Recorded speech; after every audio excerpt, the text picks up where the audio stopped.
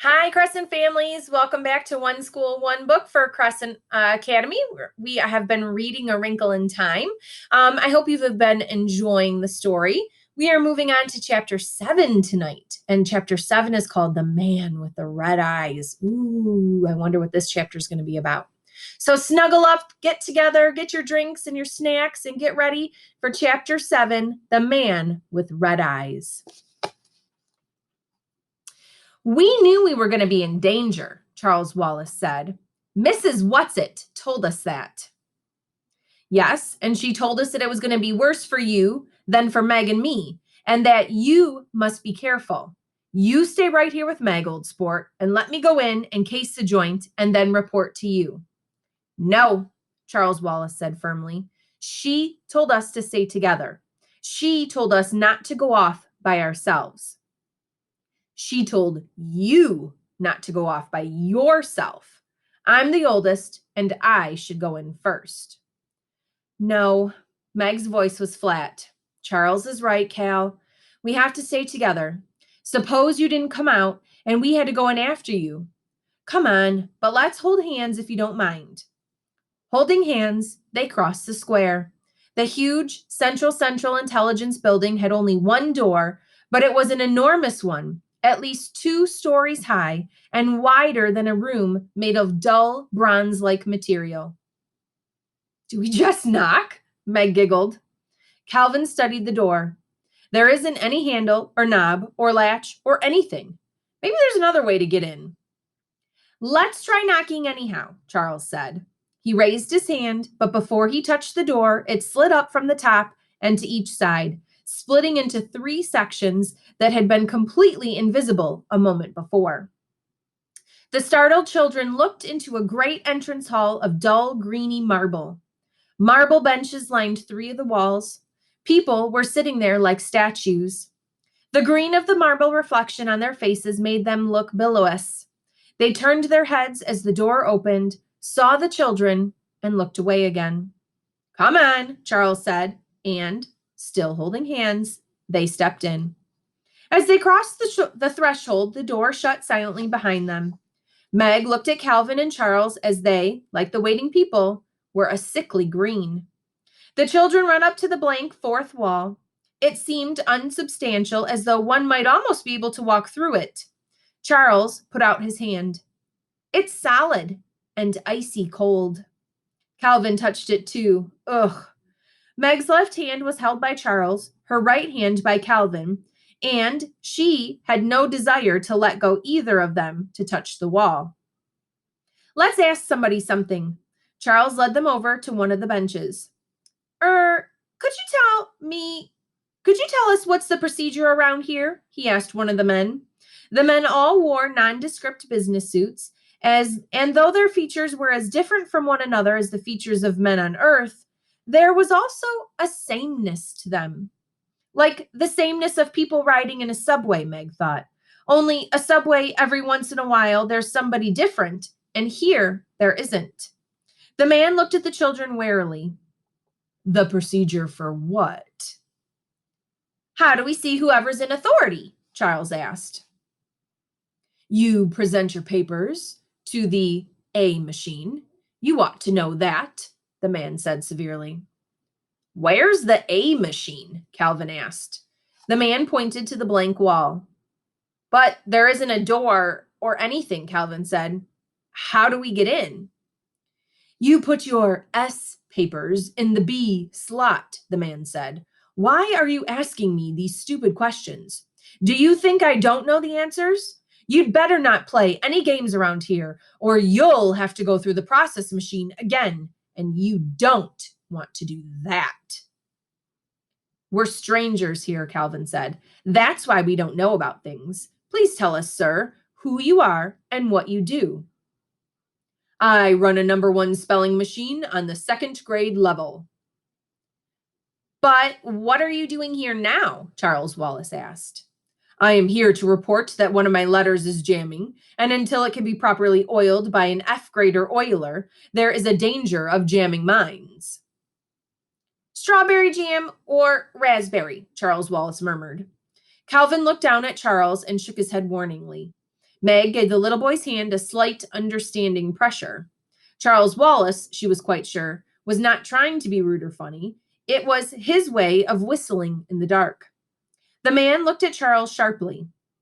I think I shall have to report you. I'm fond of children due to the nature of my work, and I don't like them to get into trouble. But rather than run the risk myself of reprocessing, I must report you. Maybe that's a good idea, Charles said. Who do you report us to? To whom do I report you? Well, to whom, then? I'm not on the second grade level yet. I wish he wouldn't act so sure of himself, Meg thought, looking anxiously at Charles and holding his hand more and more tightly until he wriggled his fingers in protest. That's what Mrs. Whatsit said he had to watch, being proud. Don't, please don't, she thought hard at Charles Wallace. She wondered if Calvin realized that a lot of the arrogance was bravado. The man stood up, moving jerkily as though he had been sitting for a long time. I hope he isn't too hard on you, he murmured as he led the children toward the empty fourth wall. But I've been reprocessed once, and that was more than enough. And I don't want to get sent to IT. I've never been sent to IT, and I can't risk having that happen. There it was again. What was IT? What was it? The man took from his pocket a folder filed with papers of every color. He shuffled through them carefully, finally withdrawing one. I've had several reports to make lately. I shall have to ask for a requisition for more A21 cards. He took the card and put it against the wall. It slid through the marble as though it was being sucked in and disappeared. You may have been detained for a few days, the man said, but I'm sure they won't be too hard on you because of your youth. Just relax and don't fight it. It will all be much easier for you. He went back to his seat, leaving the children standing and staring at the blank wall. And suddenly, the wall was no longer there, and they were looking into an enormous room lined with machines. There were not unlike the great computing machines Meg had seen in her science books, and then she knew her father sometimes worked with. Some did not seem to be in use. In others, lights were flickering on and off. In one machine, a long tape was being eaten. In another, a series of dot dashes were being punched. Several white robed attendants were moving about, tending the machines. If they saw the children, they gave no sign. Calvin muttered something. What? Meg asked him. There is nothing to fear except fear itself, Calvin said. I'm quoting, like Mrs. Who, Meg. I'm really scared stiff. So am I. Meg held his hand more tightly. Come on. They stepped into the room with the machines. In spite of the enormous width of the room, it was even longer than it was wide. Perspective made the long rows of machines seem almost to meet. The children walked down the center of the room, keeping as far from the machines as possible. Though I don't suppose they're radioactive or anything, Charles Wallace said, or that they're going to reach out and grab us and chew us up. After they had walked for what seemed like miles, they could see that the enormous room did have an end, and that at the end there was something. Charles Wallace said suddenly, and his voice held panic. Don't let go of my hands. Hold me tight. He's trying to get at me. Who? Meg squeaked. I don't know, but he's trying to get in at me. I can feel him. Let's go back. Calvin started to pull away. No, Charles Wallace said. I have to go on. We have to make decisions, and we can't make them if they're based on fear. His voice sounded old and strange and remote. Meg, clasping his small hand tightly, could feel it sweating in hers. As they approached the end of the room, their steps slowed. Before them was a platform. On the platform was a chair, and on the chair was a man. What was there about him that seemed to contain all the coldness and darkness they had felt as they plunged through the black thing on their way to this planet? I've been waiting for you, my dears, the man said. His voice was kind and gentle, not at all the cold and frightening voice Meg had expected. It took her a moment to realize that though the voice came from the man, he had not opened his mouth or moved his lips at all, that no real words had been spoken to fall upon her ears, and that he had somehow communicated directly into their brains. But How does it happen that there are 3 of you? The man asked. Charles Wallace spoke with harsh boldness, but Meg could feel him trembling. Oh, Calvin just came along for the ride. Oh, he did he? For a moment, there was a sharpness to the voice that spoke inside their minds. Then it relaxed and became soothing again. I hope that it has been a pleasant one so far. Very educational, Charles Wallace said. Let Calvin speak for himself, the man ordered. Calvin growled, his lips tight, his body rigid. I have nothing to say. Meg stared at the man in horrified fascination. His eyes were bright and had a reddish glow. Above his head was a light, and it glowed in the same manner as the eyes, pulsing, throbbing in steady rhythm. Charles Wallace shut his eyes tightly. Close your eyes, he said to Meg and Calvin. Don't look at the light. Don't look at his eyes. He'll hypnotize you. Clever, aren't you? Focusing your eyes would, of course, help. The soothing voice went on. But there are other ways, my little men. Oh, yes, there are other ways. If you try it on me, I shall kick you, Charles Wallace said. It was the first time Meg had ever heard Charles Wallace suggesting violence. Oh, will you indeed, my little man? The thought was tolerant, amused, but 4 men in dark smocks appeared and flanked the children. Now, my dears, the words continued, I shall, of course, have no need of recourse to violence, but I thought perhaps it would save you pain if I showed you at once that it would do you no good to try to oppose me. You see, what you will soon realize is that there is no need to fight me. Not only is there no need, but you will not have the slightest desire to do so. For why should you wish to fight someone who is here only to save you pain and trouble? For you, as well as for the rest of all the happy, useful people on this planet, I, in my own strength, am willing to assume all the pain, all the responsibility, all the burdens of thought and decision. We will make our own decisions, thank you, Charles Wallace said. But of course, and our decisions will be one, yours and mine. Don't you see how much better, how much easier for you that is? Let me show you. Let us say the multiplication tables together. No, Charles Wallace said. Once 1 is 1, once 2 is 2, once 3 is 3. Mary had a little lamb, Charles Wallace shouted. Its fleece was white as snow. Once 4 is 4, once 5 is 5, once 6 is 6. And everywhere that Mary went, the lamb was sure to go. Once 7 is 7, once 8 is 8, once 9 is 9. Peter, Pumpkin Eater had a wife and couldn't keep her. Once 10 is 10, once 11 is 11, once 12 is 12. The number words pounded insistently against Meg's brain. They seemed to be boring their way into her skull. Twice 1 is 2, twice 2 is 4, twice 3 is 6.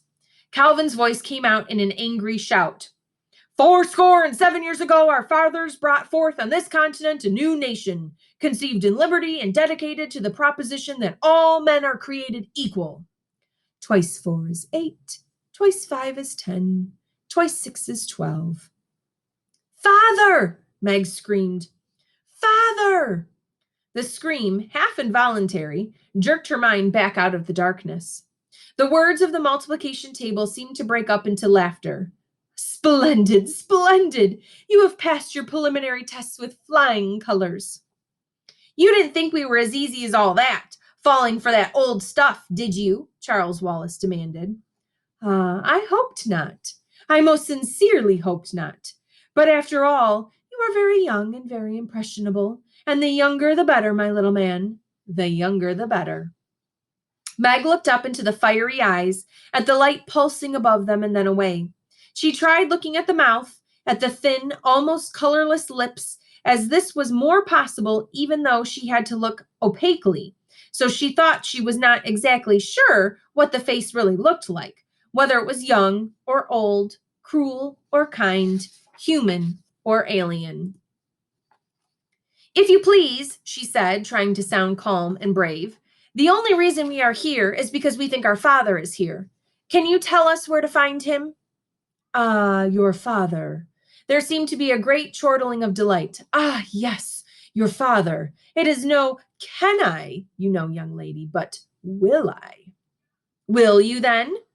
That depends on a number of things. Why do you want your father? Didn't you even have a father yourself? Meg demanded. You don't want him for a reason. You want him because he's your father. Ah, but he hasn't been acting like a father lately, has he? Abandoning his wife and his 4 little children to go gallivanting off on wild adventures of his own. He was working for the government. He'd never have left us otherwise, and we want to see him. Please, right now. My, but the little miss is impatient. Patience, patience, young lady. Meg did not tell the man on the chair that patience was not one of her virtues.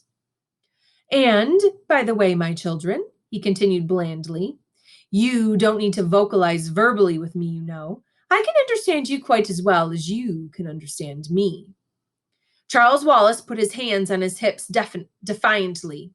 The spoken word is one of the triumphs of man, he proclaimed, and I intend to continue using it, particularly with people I don't trust. But his voice was shaking. Charles Wallace, who even as an infant had seldom cried, was near tears. And you don't trust me? What reason have you given us to trust you? What cause have I given you to distrust? The thin lips curled slightly. Suddenly, Charles Wallace darted forward and hit the man as hard as he could, which was fairly hard, and as he had a good deal of coaching from the twins. Charles! Meg screamed. The men in dark smocks moved smoothly but with swiftness to Charles.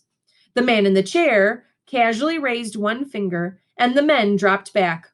Hold it, Calvin whispered, and together he and Meg darted forward and grabbed Charles Wallace, pulling him back from the platform. The man gave a wince, and the thought of his voice was a little breathless, as though Charles Wallace, punch, had succeeded in winding him. May I ask you why you did that? Because you aren't you, Charles Wallace said. I'm not sure what you are, but you, he pointed to the man in the chair, aren't what's talking to us. I'm sorry if I hurt you. I didn't think you were real. I thought perhaps you were a robot because I don't feel anything coming directly from you. I'm not sure where it's coming from, but it's coming through you, isn't it? Pretty smart, aren't you? The thought asked, and Meg had an uncomfortable feeling that she detected a snarl. It's not that I'm smart, Charles Wallace said, and again Meg could feel the palm of his hand sweating inside hers. Try to find out who I am, then, the thought probed. I have been trying, Charles Wallace said, his voice high and troubled. Look into my eyes. Look deep within them, and I will tell you. Charles Wallace looked quickly at Meg and Calvin, then said, as though to himself, I have to, and forced his clear blue eyes on the red ones of the man in the chair. Meg looked not at the man, but at her brother. After a moment, it seemed that his eyes were no longer focusing. The pupils grew smaller and smaller, as though he was looking into an intensely bright light, until they seemed to close entirely, until his eyes were nothing but an opaque blue. He slipped his hand out of Meg's and Calvin's and started walking slowly toward the man on the chair. No, Meg screamed, no! But Charles Wallace continued his slow walk forward, and she knew that he had not heard her. No, she screamed again and ran after him. With her inefficient flying tackle, she landed on him. She was so much larger than he, and he fell, sprawling, hitting his head on a sharp crack against the marble floor. She knelt by him, sobbing. After a moment of lying there, as though he had been knocked out by the blow, he opened his eyes, shook his head, and sat up. Slowly, the pupils of his eyes dilated until they were back to normal, and the blood came back to his white cheeks. The man on the chair spoke directly into Meg's mind, and now there was a distinct menace to the words. I am not pleased, he said to her. I could very easily lose patience with you, and that, for your information, young lady, would not be good for your father. If you have the slightest desire to see your father again, you had better cooperate. Meg reacted as she sometimes reacted to Mr. Jenkins at school. She scowled down at the ground in sullen fury. It might help if you gave us something to eat, she complained. We're all starved. If you're going to be horrible to us, you might as well give us full stomachs first. Again, the thoughts came at her, broke into laughter. Isn't she the funny girl, though? It's lucky for you that you amuse me, my dear, or I shouldn't be so easy on you. The boys I find not nearly so diverting. Ah, well, now tell me, young lady, if I feed you, will you stop interfering with me? No, Meg said. Starvation does work wonders, of course, the man told her. I hate to use such primitive methods on you, but of course you realize that you force them on me. I wouldn't eat your old food anyhow. Meg was still all churned up and angry, as though she were in Mr. Jenkins' office. I wouldn't trust it.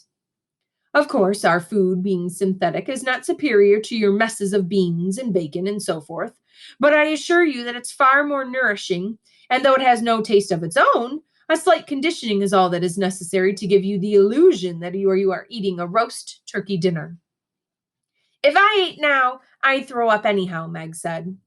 Still holding Meg's and Calvin's hands, Charles Wallace stepped forward. Okay, what next? He said, and he asked the man on the chair. We've had enough of these preliminaries. Let's get on with it. That's exactly what we were doing, the man said, until your sister interfered by practically giving you a brain concussion. Shall we try again? No, Meg cried. No, Charles, please. Let me do it, or Calvin. But it is only the little boy whose neurological system is complex enough. If you tried to conduct the necessary neurons, your brains would explode. And Charles wouldn't? I think not. But that's a possibility? There's always a possibility. Then he mustn't do it. I think you will have to grant him the right to make his own decisions. But Meg, with the dodged tenacity that had been so often caused her trouble, continued. You mean Calvin and I can't know who you really are? Oh, no, I didn't say that. You can't know it in the same way, nor is it as important to me to have you know. Ah, here we are. From somewhere in the shadows appeared 4 men in dark smocks carrying a table. It was covered with a white cloth, like the tables used by room service in hotels, and held a metal hot box containing something that smelled delicious, something that smelled like turkey dinner. There's something phony in the whole setup, Meg thought. There is definitely something rotten in the state of Kamatz. Again, the thought seemed to break into laughter. Of course, it doesn't really smell, but isn't it as good as though it really did? I don't smell anything, Charles Wallace said. I know, young man, and think how much you are missing. This will all taste to you as though you were eating sand, but I suggest that you force it down. I would rather not have your decisions come from the weakness of an empty stomach.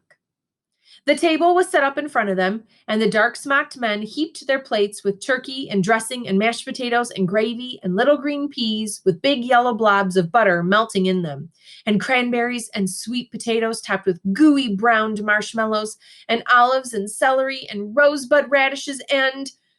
Meg felt her stomach rumbling loudly. The saliva came to her mouth. Oh, Jiminy, Calvin muttered.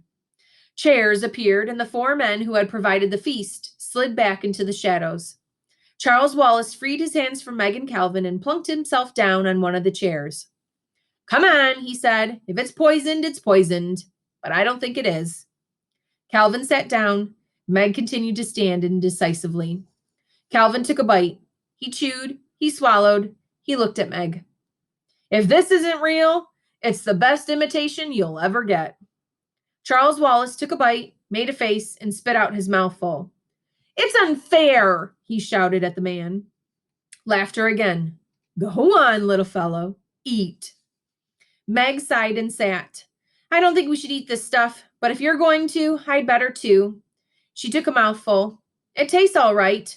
Try some of mine, Charles. She held out a forkful of turkey.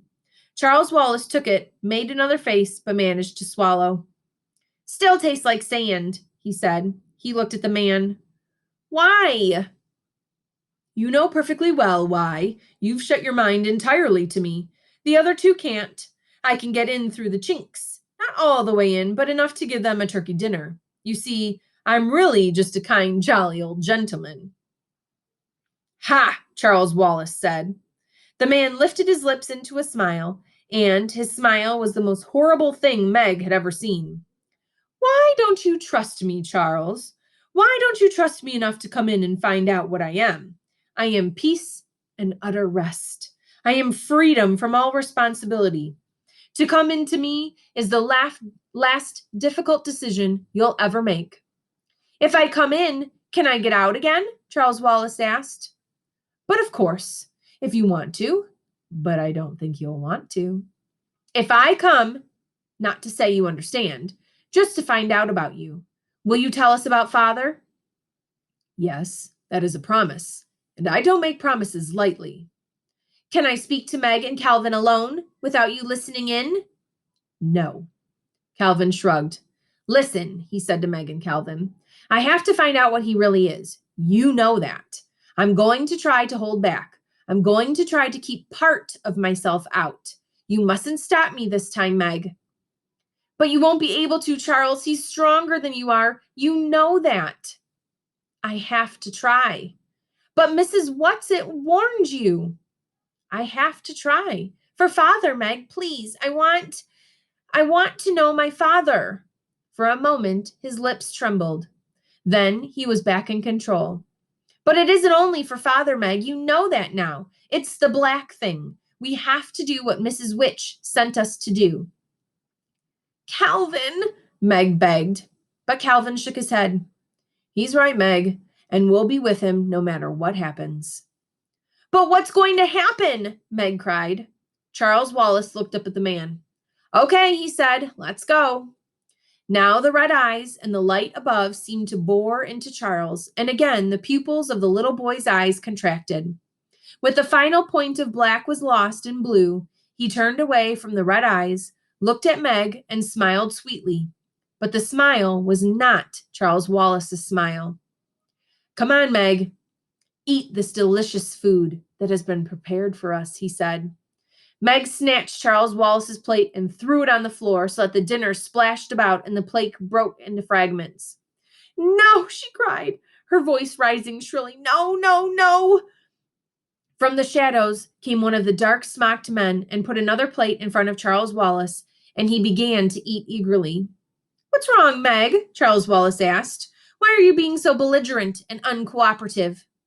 The voice was Charles Wallace's voice, and yet it was different too, somehow flattened out, almost as a voice might get sounded on the two-dimensional planet. Meg grabbed wildly at Calvin, shrieking, This isn't Charles! Charles is gone! Thank you for joining us for Chapter 7, and look out and watch out for Chapter 8 coming to you soon.